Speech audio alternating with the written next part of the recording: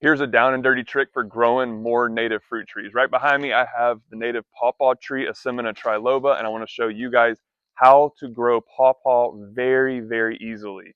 This is a trick that I've been doing for several years, and it allows you to very easily go from eating a fruit to keeping your seed stratified so that it can sprout in the spring. So here's what I do. I basically eat fruits, collect them into something like this, and this is the cool thing about this method. You don't have to totally clean your seeds. You see how that seed still has a little bit of fruit pulp on it? That is totally okay. You don't want to leave it like disgustingly fruity, but you know, it can be kind of hard to get them really clean. Like that one right there is a really nice clean one, right? And some people get them super pristine before they put them in the fridge for cold strap. But what I like to do is get a bag with some soil like I have here. Just a plastic bag is nice for keeping in moisture. And I get some nice living potting soil, right? So some good potting mix. Keep it moist. You want your seed to always stay moist. If it dries out, it will kill the embryo inside. But you can basically just spit your seeds straight into the bag of soil.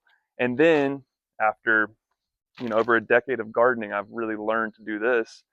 Label, label, label, because you will forget what this is real quick.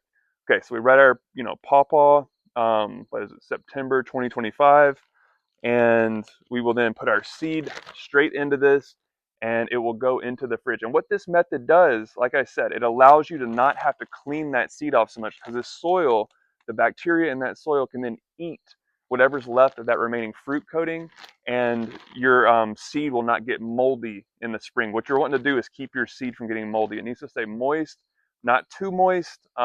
Just put a few drips of water in there. It'll pretty much stay moist until the spring with just that one application of water. But you want to check it every once in a while to make sure there's not excessive mold, make sure things are moist. So, check it a few times throughout the winter. But it's as simple as that. And I will do it real quick because I need to do this anyway.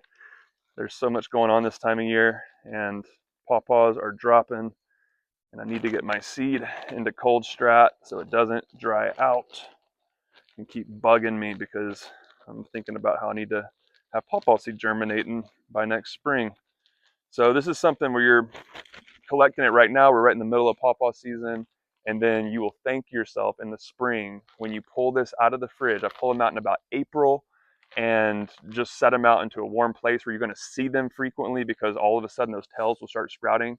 So it's usually in May, but it can be all the way into June before they start to sprout.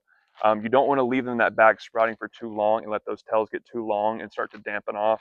So that's basically it. It's way simpler than it seems. It's very rewarding to germinate a native seed like that requires some cold stratification, but it is not hard to do at all with this method. So hope that helps you to grow more pawpaw.